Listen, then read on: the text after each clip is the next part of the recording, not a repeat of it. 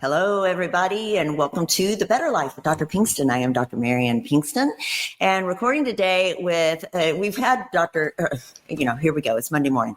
I have Robert Long on today, who has been on before talking about the Glycocalyx, which we will explain in just a moment, and its involvement in heart disease. And we are joined today with Dr. Hans Vick, a PhD, who is very well versed in Glycocalyx as well, a graduate of University of Amsterdam and more. He's got a very lengthy CV, extensive research in glycocalyx and heart disease. And in the Netherlands, he's got more than 100 scientific publications. But what's really impressive is he has 10 PhD projects. And so if you know how hard that is, then it's incredibly impressive. And then Robert Long, again, is an extraordinary business executive and innovator in medical research himself, with 145 peer-reviewed papers and publications. Together, they have researched and developed the Glycocalyx research, and developed a company called Glycocheck. And that is as brief as I can get and as well as I can do, gentlemen. Thank you for your history and longevity here. Welcome in. Well, good morning. Bob, We're happy to be with you today. Thank you. Bob, we wanted you to explain a little bit about Glycocalyx to get us started and kind of what's involved. Right. So I was on your show back in May and went through a little bit about the Glycocalyx. So today what we'd like to do is just reacquaint your audience with the Glycocalyx, explain what it is. Please. It's probably the most important thing in their body that they've never heard of. So we've got some slides we want to share that we'll talk to. So your audience sits here with us on YouTube. I will be able to see those, but we'll give a good explanation to those that are just listening in. Exactly. So as you mentioned, Dr. Vick and I started working together about 15 years ago. And I joined Hans about 20 years into his journey. He's the scientist that, with his research group in the Netherlands, actually proved to the world that there is a glycocalyx. So we want to talk about that and explain what it is. And then together, we published a lot of research. We put our systems in academic research hospitals all over the world. And so today, what we want to focus on is the link to glycocalyx and your microcirculation, or meaning your capillary network, and how it's implicated in high blood pressure. And then also help you understand that. And then more importantly, we'll talk about what can you do about it. Absolutely. So with that, I'm going to turn it over to Hans. Welcome, Hans. It's nice to have you on this morning. Well, good morning. It's nice to be here, and thanks for having us. Right. What I would like to do, if I can share some of my slides with you, recap a little bit what Bob maybe presented a few months ago already on the microcirculation. What is microcirculation? What is glycocalyx? Yes. Why do we think it's important to know about glycocalyx in understanding hypertension? Thank you. And then also talk about our therapeutic Revasca that we've developed to repair glycocalyx and repair your microcirculation, and hopefully also help people to control their blood pressure better than they are able to do right now. So with that, I would like to show the next slide.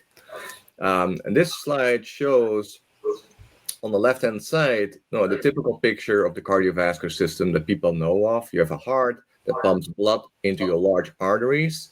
So those are the large red vessels, taking the blood to your organs, your kidney, to your lungs, to your muscles, to your brain, to your heart. And then it leaves the organs again in the big veins and goes back to the heart. Well, what many people do not know is that the real action really takes place when the blood enters those organs. And then the large vessels branch off in smaller vessels, and the smaller vessels, if you take a microscope, you'll get an image that is shown on the right-hand side. So 99% of all the contact area between the blood and the tissues, all where the nutrients are exchanged, the oxygen is delivered, is in tiny, tiny blood vessels called microvascular. So they're so small you need a microscope to see them. And at the smallest level, we call them capillaries. So those are microscopic capillaries. So when I started looking into these small blood vessels, I started using big microscopes to look in detail how blood is flowing through these tiny blood vessels. And then I got images like this. This is a live video of one individual microscopic capillary. Wow. And it shows in the center, these black dots are individual red blood cells flowing one by one through these tiny capillaries. So these vessels are so small that an individual red blood cell doesn't really fit. They have to be deformed and squeezed into one of the microscopic capillaries. And to our surprise, when we started looking in more detail, if you look at this vessel, you see the black lines on the side, which is the wall of that capillary microvessel. And those red blood cells are not touching the wall. There's a big gap where the red cells are flowing. And it turns out that gap is not just filled with fluid, it's filled with a very important transparent compartment called glycocalyx, like a gel that sits on the inside of your vessels, and it keeps your vessels healthy and prevents damage and prevents all kinds of cardiovascular consequences down the road. And Dr. Vick, I don't want to interrupt in that will, though. For those of you who cannot, are listening on iTunes, Spotify, or other media without a visual aid, if you go to the website, you can get the YouTube link and go look at this. This is phenomenal, and I want people to know they can access it easily if they run to our YouTube link on drpbetterlife.com. So please continue.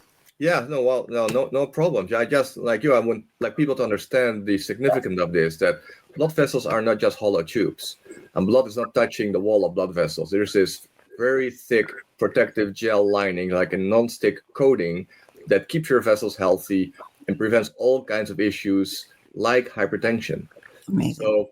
So if people can see these slides, if you zoom in on that space where the red cells are flowing and the surface of the wall, then we get these kinds of images. This is a high magnification electron micrograph, an electron microscopic device, looking in more detail how that looks like, that space between the vessel wall and where the blood is flowing. So on the left-hand side is a cross-section of one of those capillaries in heart muscle. On the right-hand side is the same capillary with a higher magnification. So on top would be where the red cells are flowing. Below is the wall, and you got all these three-dimensional bush-like structures growing on the surface of your blood vessel. The blood vessel produces these bushes themselves, and these structures are made of what we call polysaccharides, those heparin-like molecules, and more specifically, they're called heparin sulfate, proteoglycans, and hyaluronic acid. And these structures are extensive. You can see that these bush-like structures are several times thicker than the whole wall thickness of the microcapillaries themselves. Yes. So this is glycocalyx. So these polysaccharides form a gel. They bind proteins. The proteins soak in fluid, and that prevents cells, red blood cells, but blood platelets, and immune cells from sticking to the wall. And just to give people some context, what it means when that glycocalyx gel gets damaged. I show one or two examples. This is one example, again, at the capillary level. On the left would be a healthy capillary with bush-like glycocalyx on the surface. On the right-hand side is a damaged capillary. You see the bush-like structures are gone. Yes, very smooth. They're very smooth, but we don't like smooth. Right. Because now the wall becomes very sticky. Red blood cells start sticking to the wall. And also you see on the outside, there's all this white space now. And that white space is actually fluid that leaks out of the vessels into the tissue and proteins. So on the outside of the vessels, a lot of fluid start accumulating. And this is the muscle cells at a distance again. And all this fluid, what you call edema, pericapillary edema, compresses the microvessels.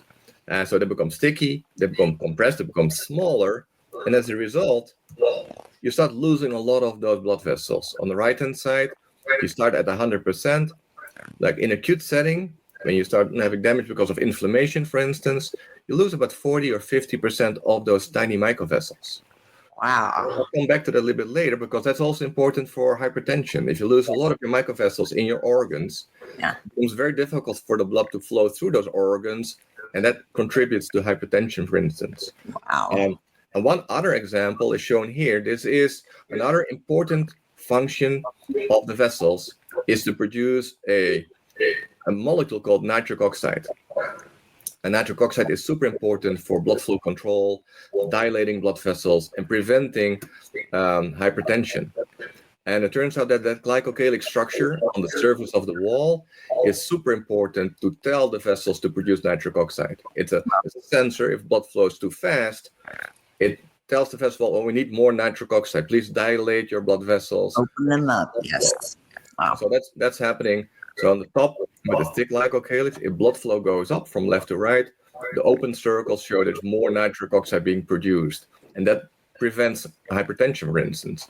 When glycocalyx is damaged, and we know now glycocalyx gets damaged with all kinds of risk factors that we know of: smoking, lack of exercise, poor diet, aging, genetic predisposition, and more risk factors that we don't even know, or high glucose, diabetes. The glycocalyx is damaged, then blood flow goes up. There's no trigger to tell the blood vessels to produce more nitric oxide. So there's a lack of nitric oxide production. And just this slide here just summarizes the consequences of a healthy or damaged glycocalyx. So on the left-hand side, the blue structures are those polysaccharides of glycocalyx on the vessel wall. So if you have a healthy glycocalyx, then blood flow increases. There's more nitric oxide production. There's also binding of antioxidant enzymes that keep your vessels healthy. And then the tight nature of these polysaccharides prevents leakage of fluids and proteins, but also prevents leakage of cholesterol, for instance. And then same for red blood cells that don't touch the wall, don't stick. Also, healthy glycocalyx prevents blood platelets for coagulation and leukocytes for the immune response to stick to the wall. So a healthy glycocalyx is key in keeping your blood vessels healthy and don't get blood clots or don't get inflammation or don't start leaking cholesterol in your vessel wall, causing atherosclerosis, for instance.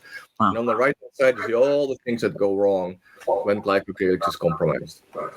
Because of smoking or because of your diabetes or aging, you start leaking fluids, you have lack of nitric oxide production, blood clots start forming, local inflammation because the immune cells start sticking to the wall. So that triggers a lot of diseases and consequences, and one of them could be hypertension. So that's just summarizing probably what Bob already shared with you a couple of months ago. Yes. And then, doing all the scientific research in academia, at some point we realized, this is a real thing. We need to take it to the real world, get people availability to test how healthy vascular is. Because it is treatable. I mean, that sounds all very overwhelming, I think, probably. It is. Exactly. That's where I was like 15 years ago. Yes. I was doing all the science, showing that people's microvasculature was compromised. And then, of course, they want to know, what can we do about it? Yes. And that's when Bob Long entered my life. He gave me a call. He was interested. I was suspiciously interested. Sure. I didn't know. He started working already on the therapeutic.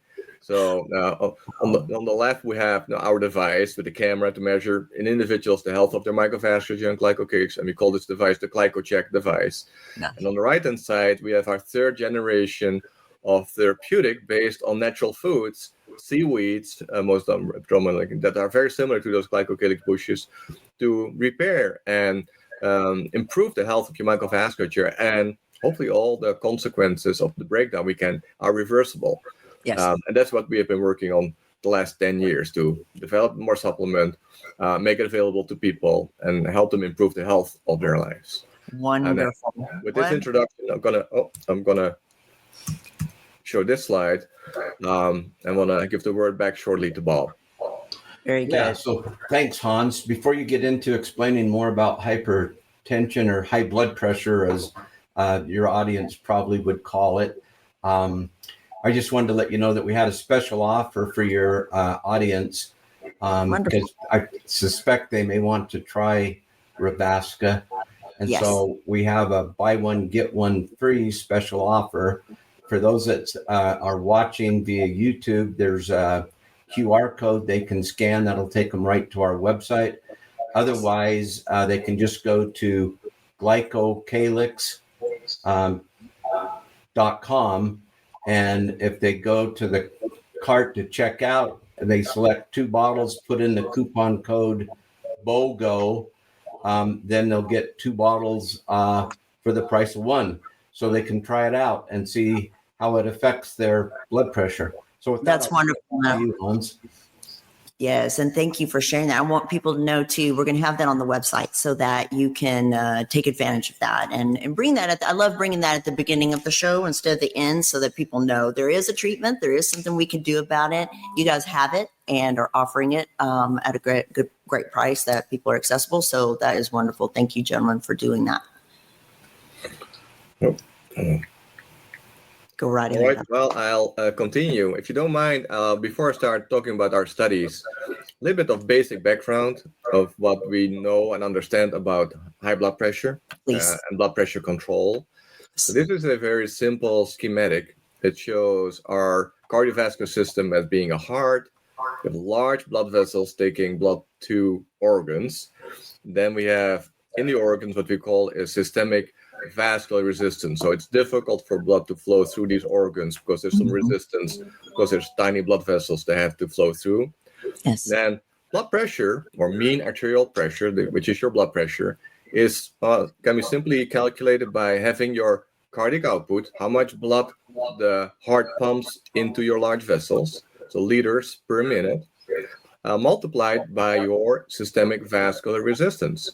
So if you have a high organ resistance, and organ resistance can be high because you have stiff large vessels, or you lose a lot of your capillaries, or you have lack of nitric oxide production, for instance, because of lack of glycocalyx. All those factors can increase that organ resistance, the systemic vascular resistance, and at the same level of heart function, same cardiac output, same heart rate, that would actually give an increase in your blood pressure. So all these factors can increase blood pressure. So just as a reminder, I'll circle back to that a little bit later, more specifically. If you look at blood pressure, it's interesting, Hans. Sure.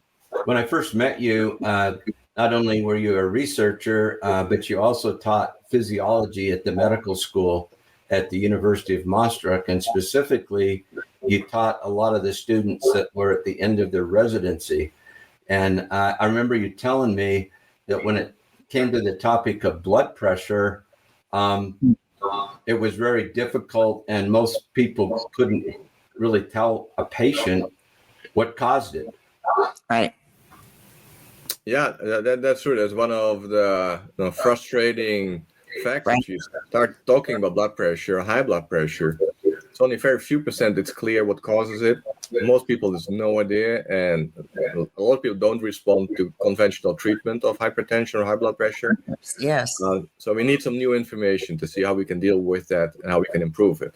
And on that note, you brought a good point that a lot of physicians, very well trained, finish medical school at the end of their residency, unable to explain some of these, very important factors that are important for doctors to take forward and treat patients. We were not taught.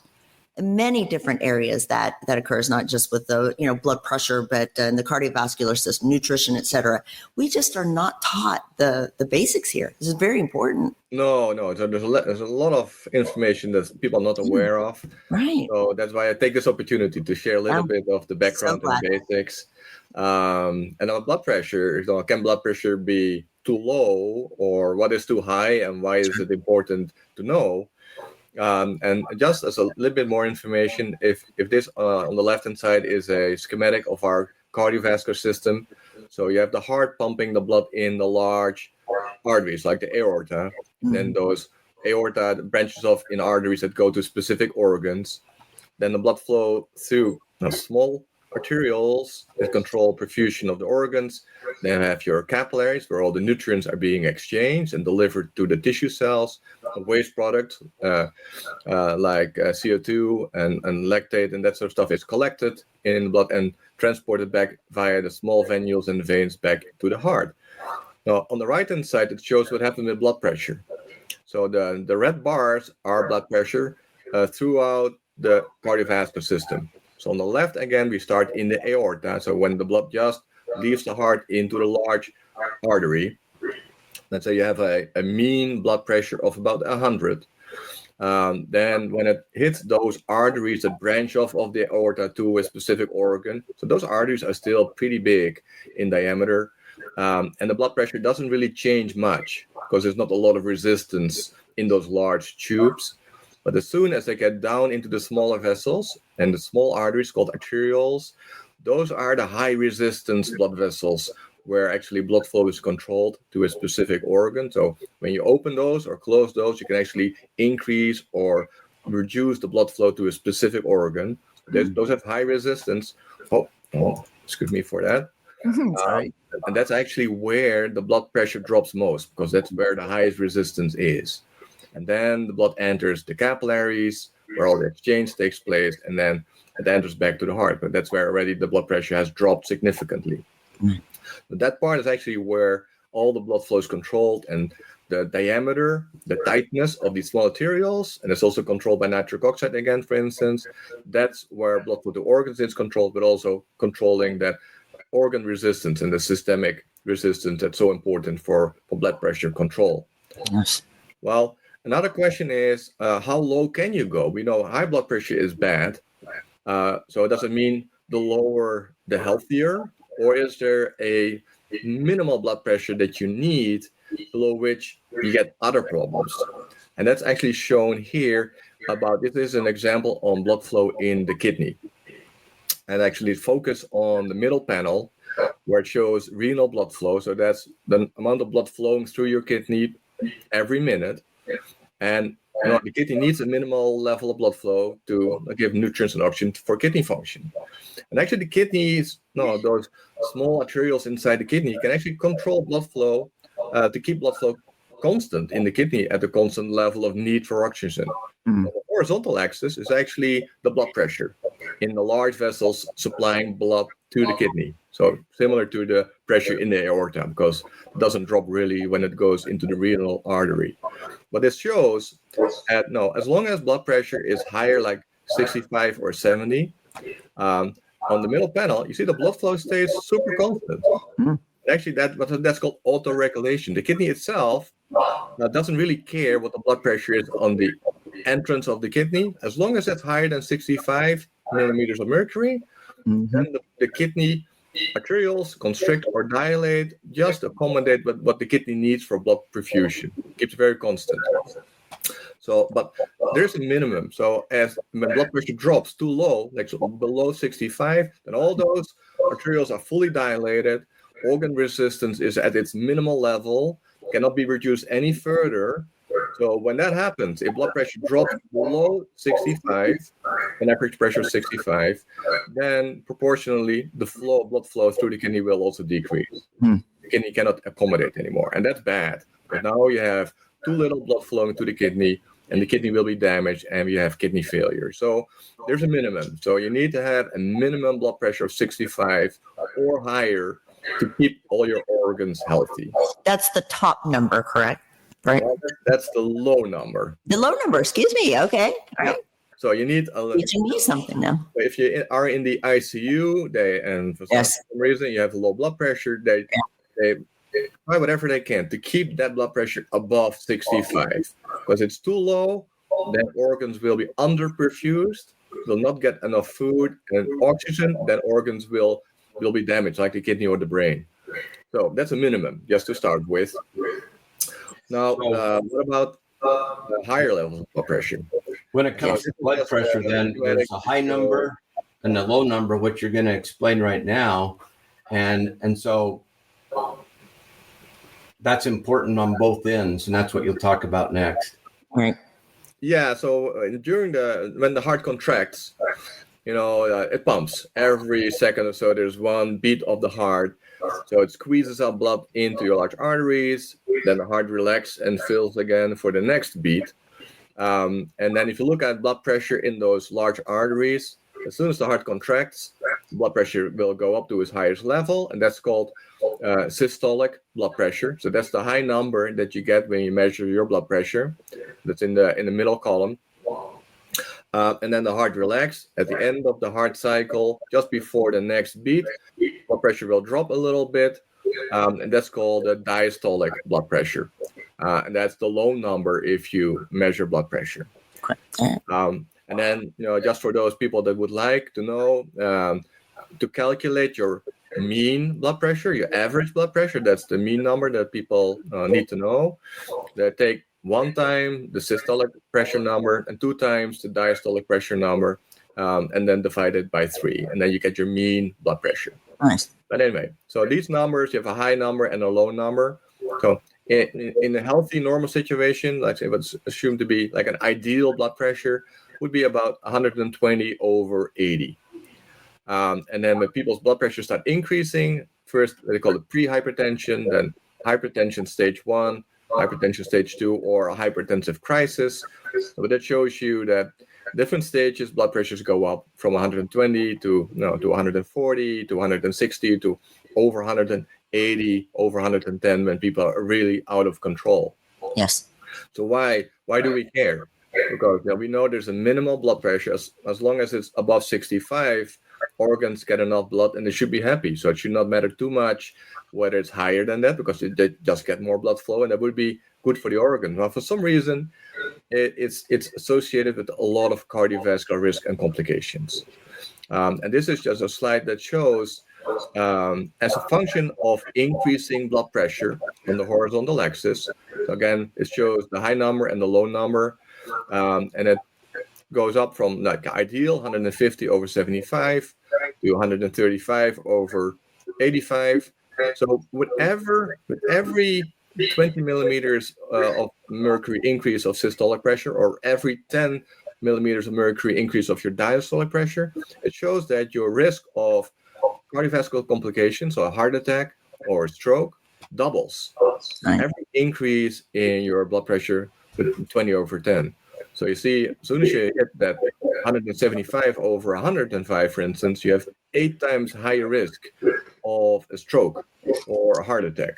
So may I interrupt you momentarily to ask, because I know patients see this, they go into their doc, they sit down and get their blood pressure taken, they'll get a, 130, 140/80 or 90, and their doctor says, oh, well, that may be prehypertensive. That's okay.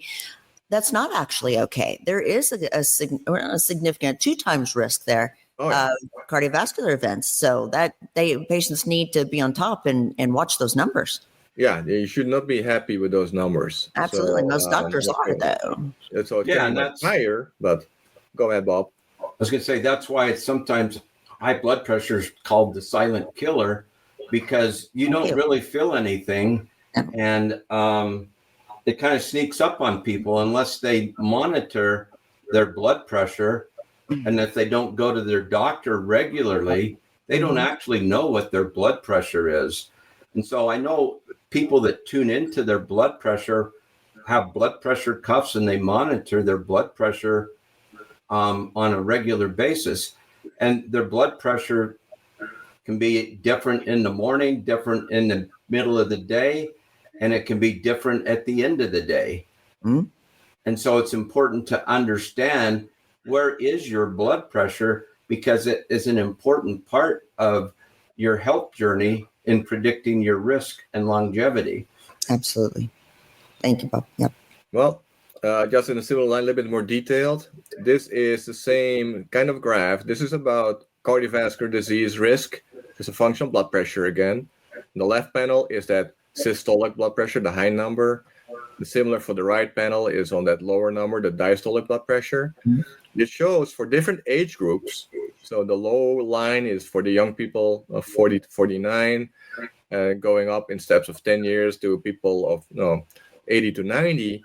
But for each different age group, it's clear that when your systolic blood pressures increase, let's say from 110, 115 up to 180, is a very strong increase in your risk of cardiovascular disease. So you see, if you go from the young people that normalize the risk to 1, if their blood pressure increases to 180, there's about an 8 to 10-fold increase in cardiovascular disease.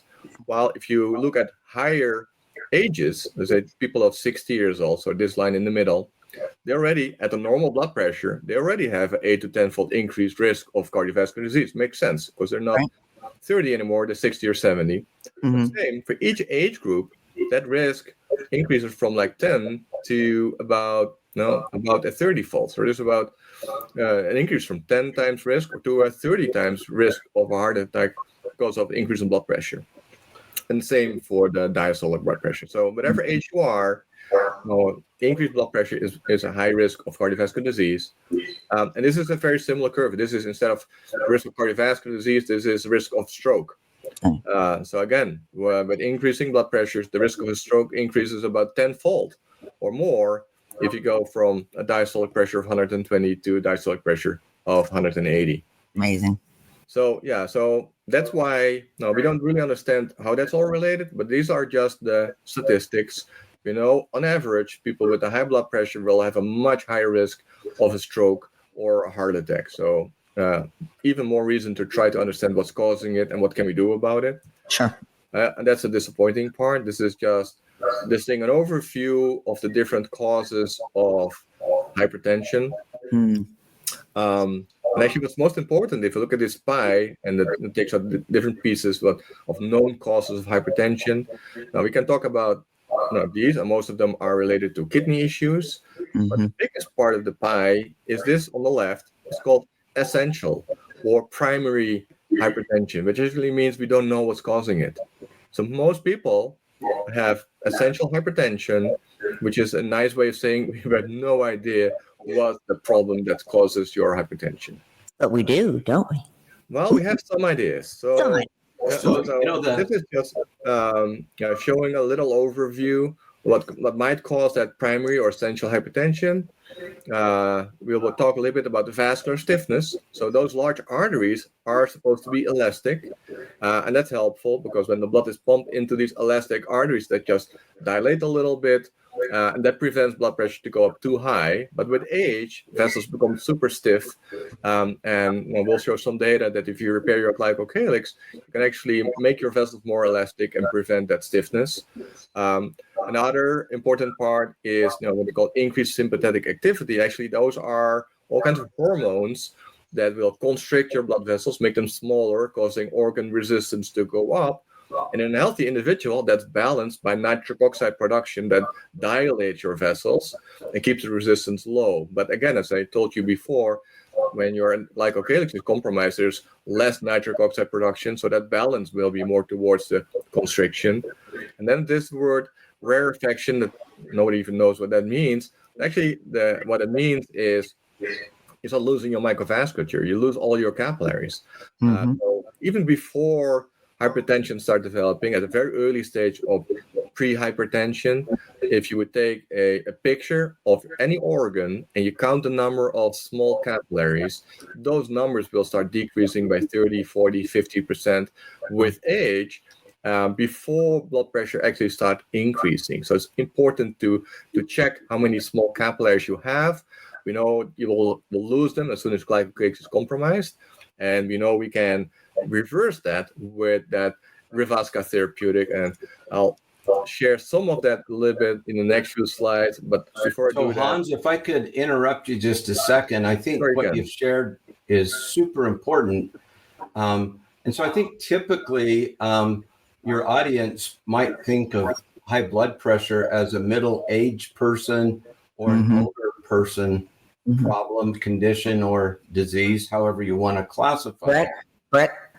But what we're really seeing is a trend now where we see people in their 20s that have high blood pressure and are being treated for it.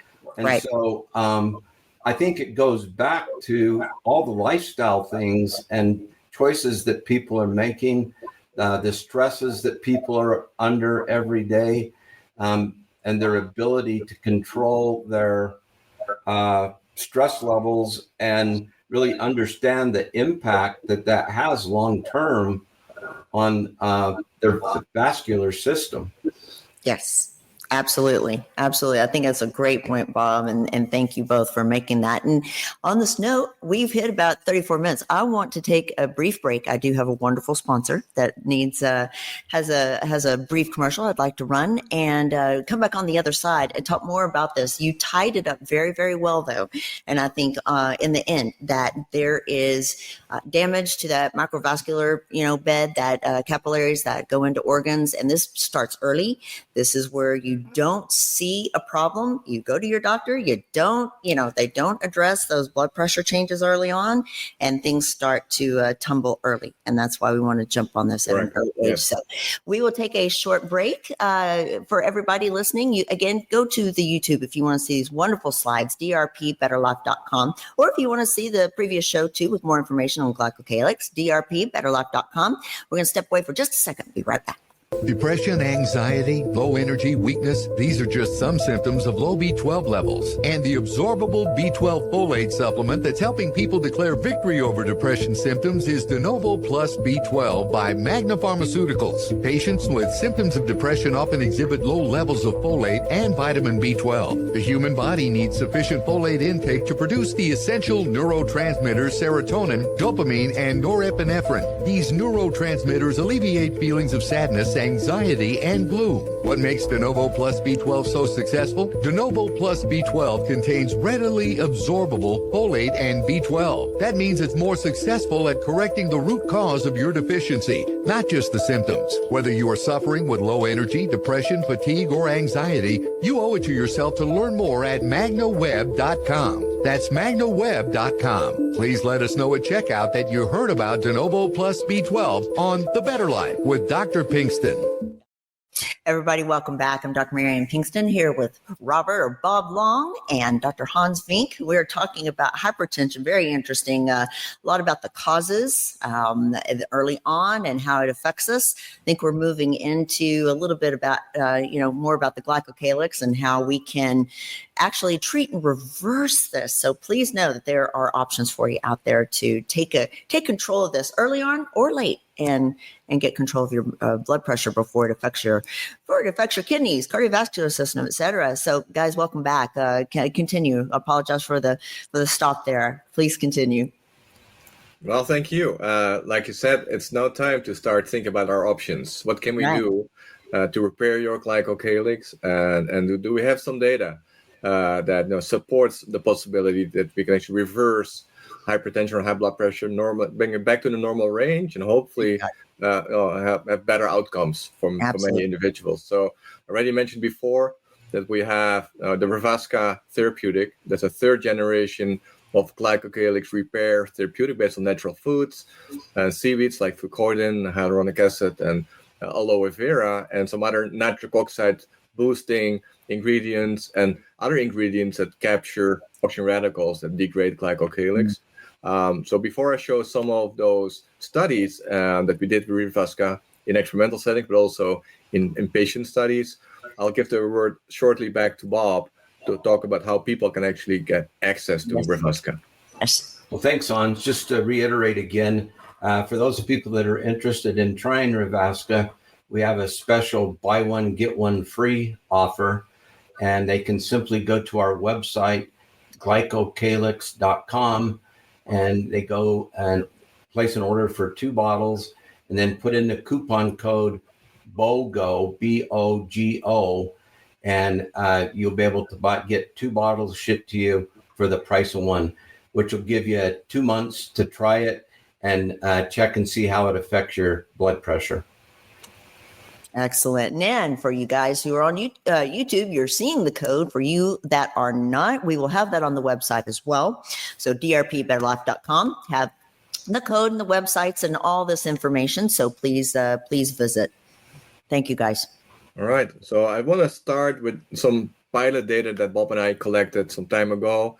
This is just showing from left to right the increase in your microvascular health in people taking the Revasca supplement over the course of 3 to 4 months.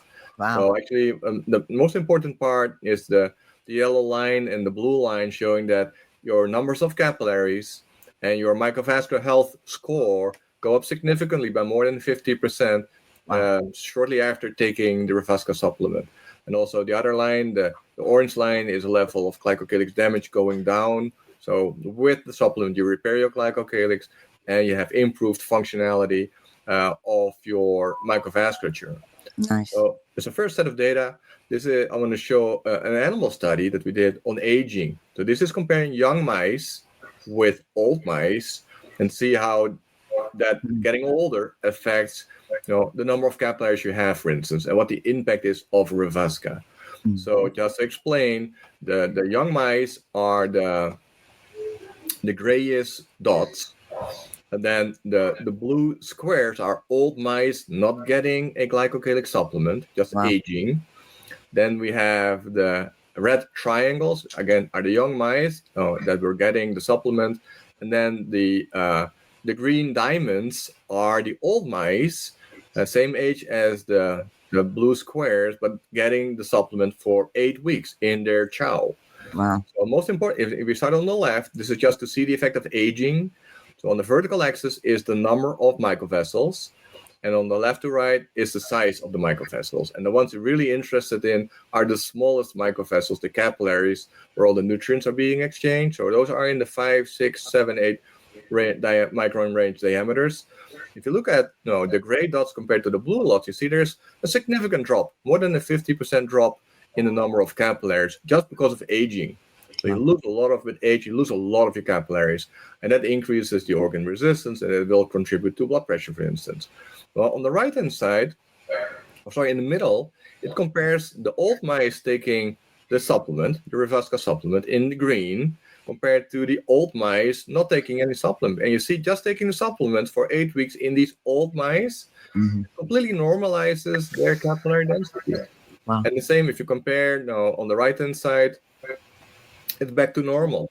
So, just taking the supplements will reverse that loss of your capillaries, and your microvascular health is as you were a young mouse again, at least in this study. As a consequence, we looked at what changes if you repair your glycocalyx.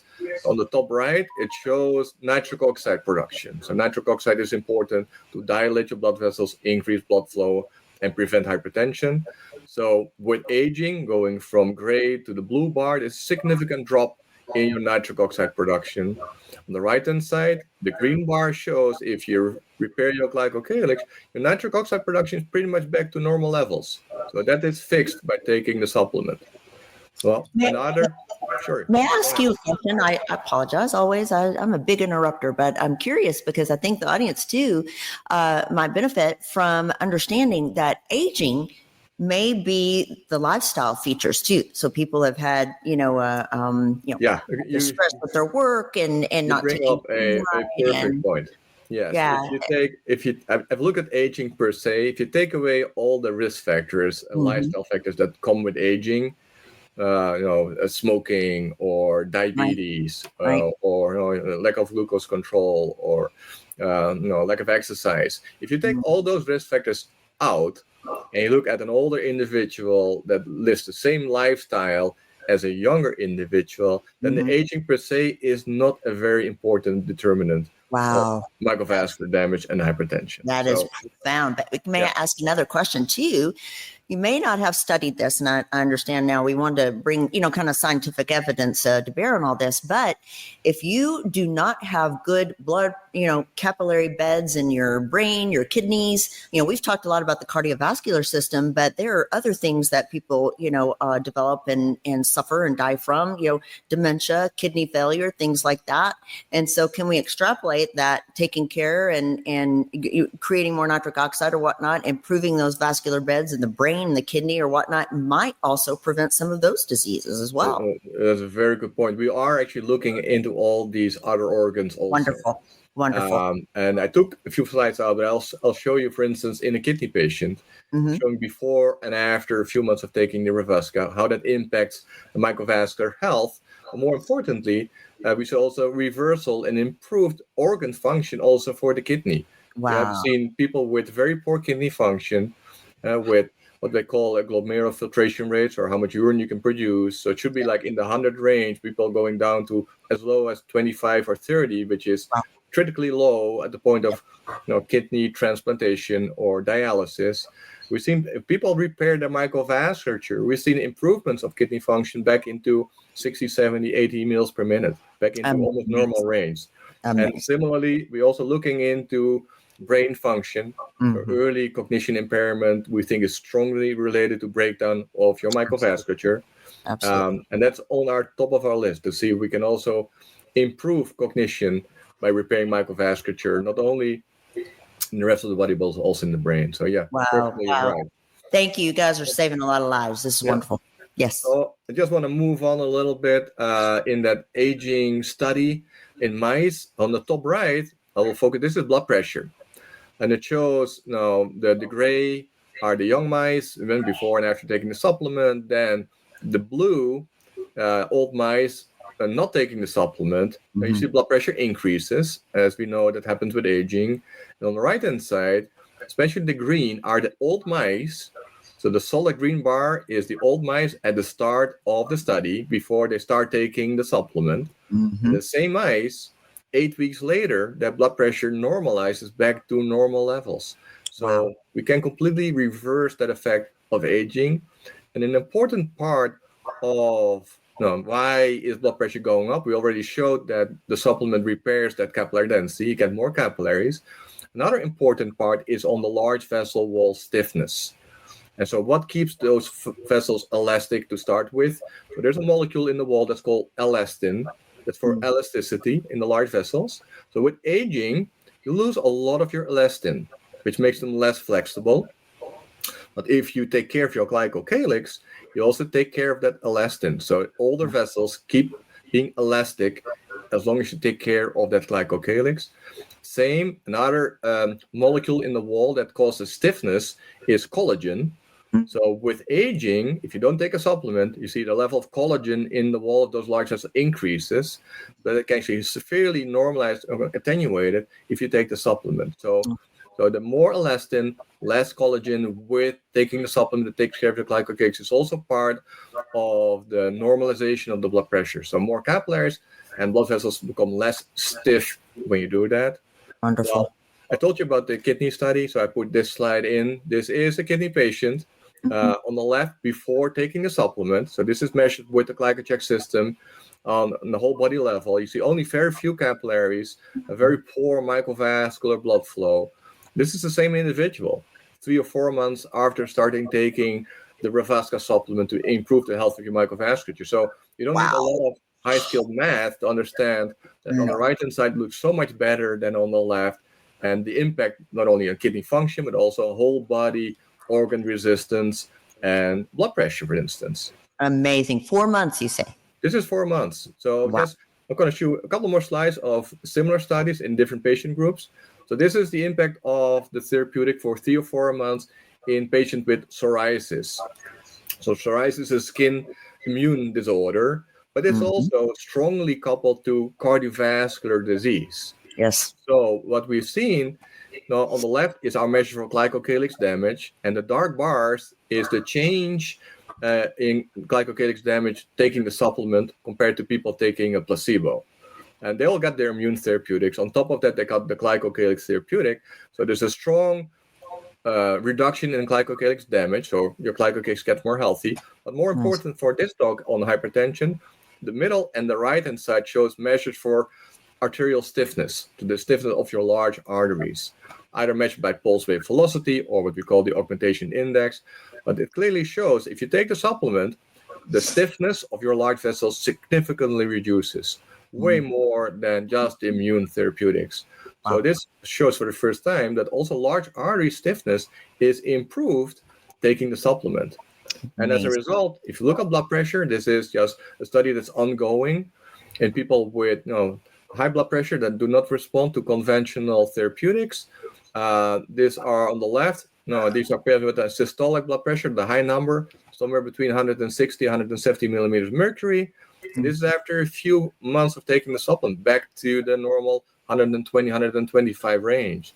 And the same for that low number, the diastolic blood pressure also was high. It was like more than 100, going back into the 80-ish range, which is the normal range. Just taking this is just proof of concept. So this is not a full-blown clinical study yet, but it shows the potential that people with high blood pressures can actually normalize and have the positive functional consequence of that. And to finish, I just want to show one other example.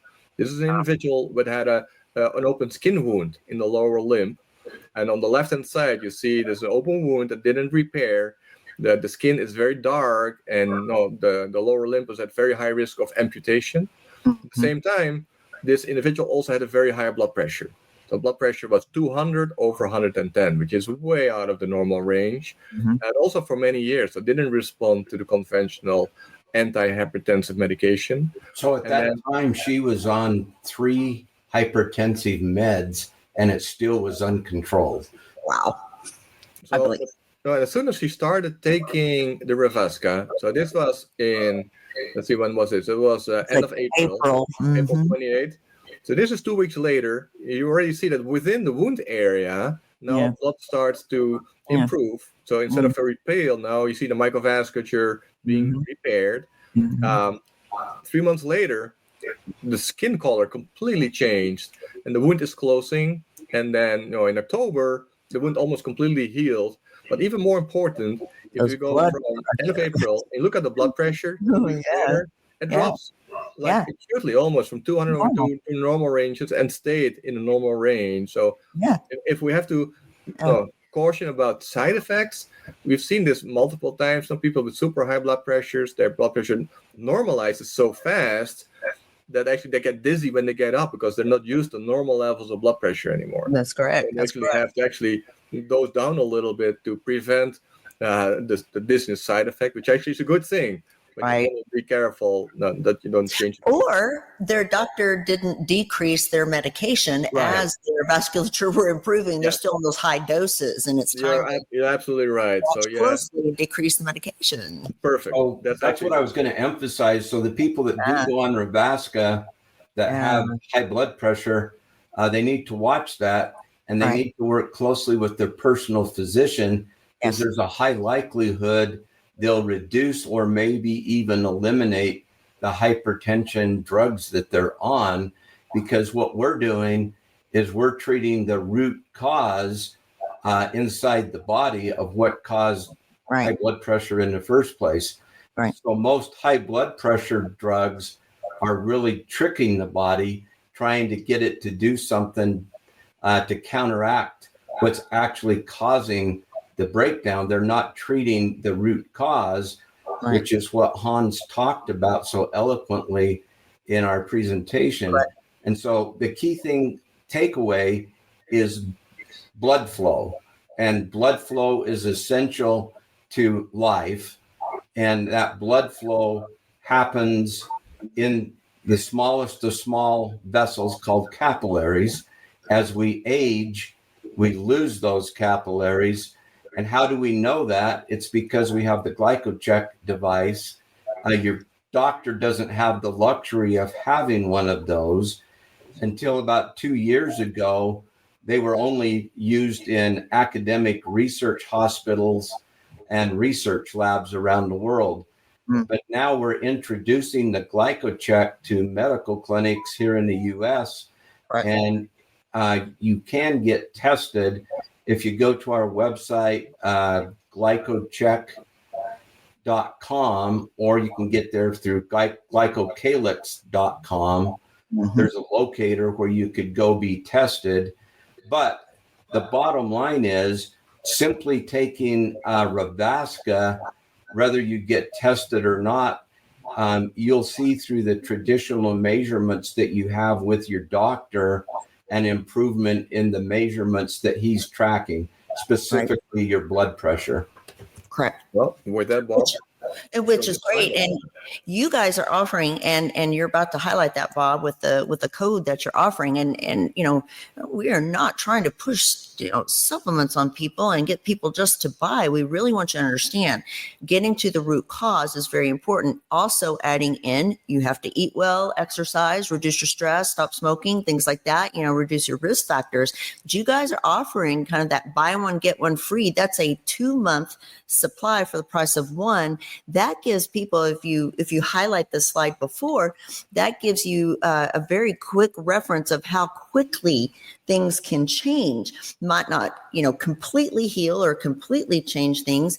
It takes some time to do that. But within that 2 months, you can see some changes and improvements. And that's time enough to help convince you to understand what's going on is that underneath is very important. And what you do makes a difference.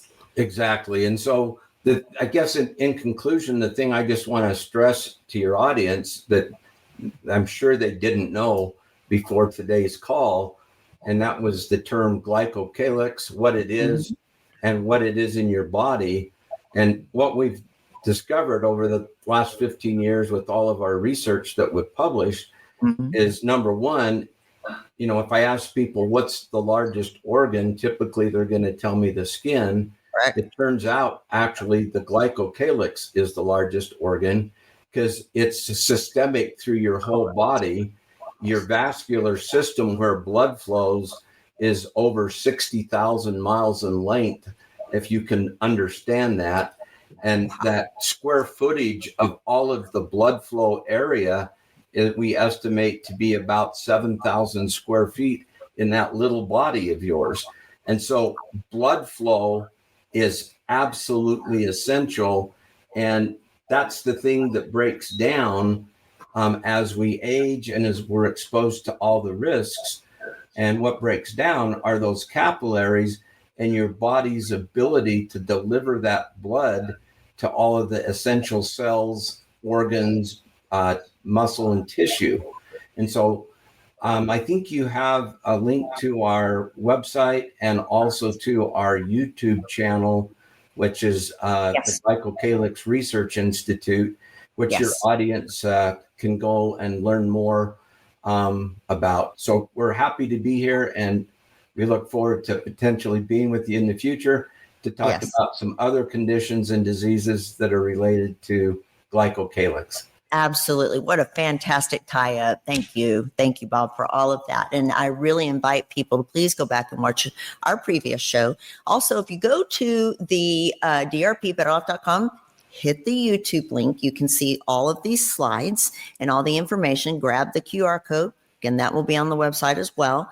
But you can also slide down to the bottom on the YouTube channel and find your videos and channel, your YouTube videos and channel, where you can learn way more if you want to take a deeper nosedive into this. And I welcome it, and I wish people would share it too. Share the wealth of information. On the note of the glycocalyx, 7,000 square feet. That's a small IKEA. I mean, that is. That's a huge home for people. That's an amazing amount. And you're right. That should now be quoted in medical schools as the largest organ in the body.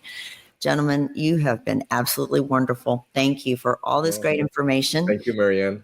And all of your hard work and all the years of trying to get saving lives. I tell you, that's we'll sum it up that way: saving lives.